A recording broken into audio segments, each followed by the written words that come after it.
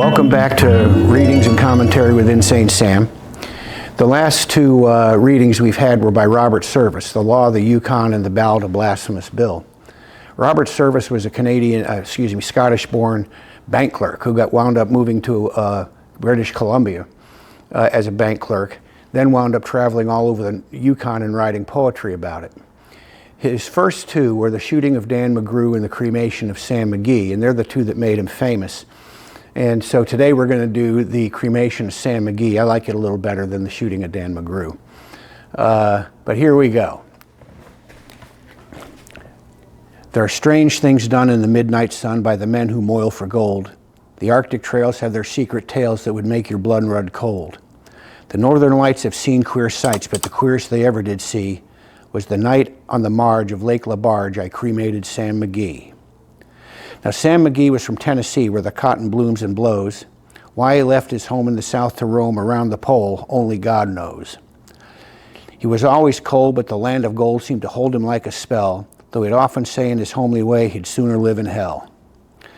On a Christmas day, we were mushing our way over the Dawson Trail. Talk of your cold, through the parka's fold, it stabbed like a driven nail. If her eyes we'd closed and the lashes froze till sometimes we couldn't see, it wasn't much fun, but the only one to whimper was Sam McGee. And that very night, as we lay packed tight in our robes beneath the snow, and the dogs were fed and the stars o'erhead were dancing heel to toe, he turned to me, and Cap, says he, I'll cash in this trip, I guess. And if I do, I'm asking you won't refuse my last request. Well, he seemed so low I couldn't say no, and then he says with sort of a moan, it's the cursed cold. It's got right hold until I'm chilled clean through to the bone. Yet 'tain't being dead, it's my awful dread of the icy grave that pains. So I want you to swear that foul or fair you'll cremate my last remains. A pal's last need is a thing to heed, so I swore I would not fail, and we started at the streak of dawn, but God, he looked ghastly pale. He crouched on the sleigh and he raved all day at his home back in Tennessee, and before nightfall the corpse was all that was left of Sam McGee. There wasn't a breath in that land of death, and I hurried horror-driven, with a corpse half hid that I couldn't get rid because of a promise I'd given. It was lashed to the sleigh and seemed to say, you may tax your brawn and brains, but you promised me true, and it's up to you to cremate those last remains. Now, a promise made is a debt unpaid, and the trail is its own stern code. In the days to come, though my lips were dumb, my heart, how I cursed that load. In the long, long night by the lone firelight, while the huskies round in a ring, I howled out their woes in the homeless snows. Oh God, how I loathed that thing. And every day that quiet clay seems heavier and heavier to grow, and on I went, though the dogs were spent and the grub was getting low. The trail was bad and I felt half mad, but I swore I would not give in. And I'd often sing to the hateful thing, and it hearkened me with a grin. Till I came to the marge of Lake LaBarge, and a derelict lay there. It was jammed in the ice, but I saw in a trice it was called the Alice May.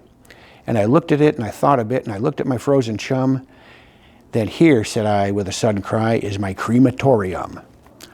Some planks I tore from the cabin floor, I lit the boiler fire.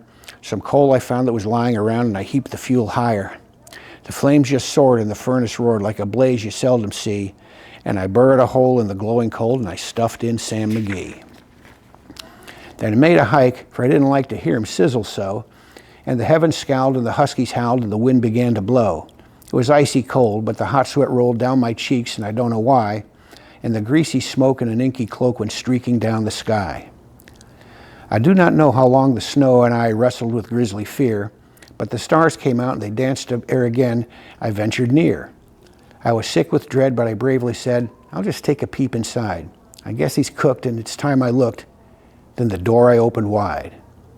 And there sat Sam, looking cool and calm in the heart of the furnace roar, and he wore a smile you could see for a mile, and he said, please, close that door. It's fine in here, but I greatly fear you let in the cold and storm. Since I left Plumtree down in Tennessee, it's the first time I've been warm. There's strange things done in the midnight sun by the men who moil for gold. The Arctic trails have their secret tales that would make your blood run cold. The northern lights have seen queer sights, but the queerest they ever did see was the night on the marge of Lake LaBarge when I cremated Sam McGee. So I hope you've enjoyed these Robert Service poems. He wrote a ton of them. He went on later in life to write poems about World War I, where he was kind of a correspondent.